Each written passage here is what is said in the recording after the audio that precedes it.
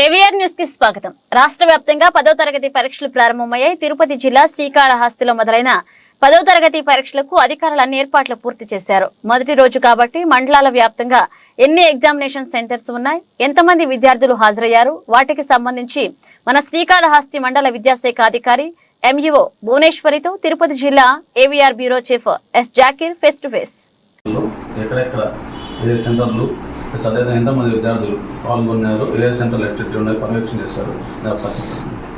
మన మండలంలో అందరికీ నమస్తే. ఫస్ట్ 11 సెంటర్లలో సుమారు 2295 మంది స్టూడెంట్స్ అపీర్ అవుతున్నారు.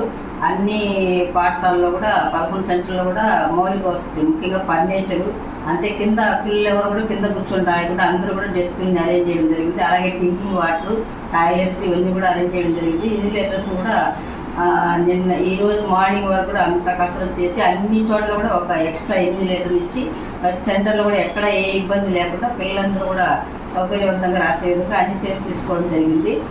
ప్రశాంతంగా ఇప్పటి వరకు తెలుగు సబ్జెక్ట్ ఈరోజు స్టార్ట్ అయింది. అందరూ కూడా ప్రశాంత వాతావరణంలో ఎగ్జామ్స్ రాస్తున్నారు.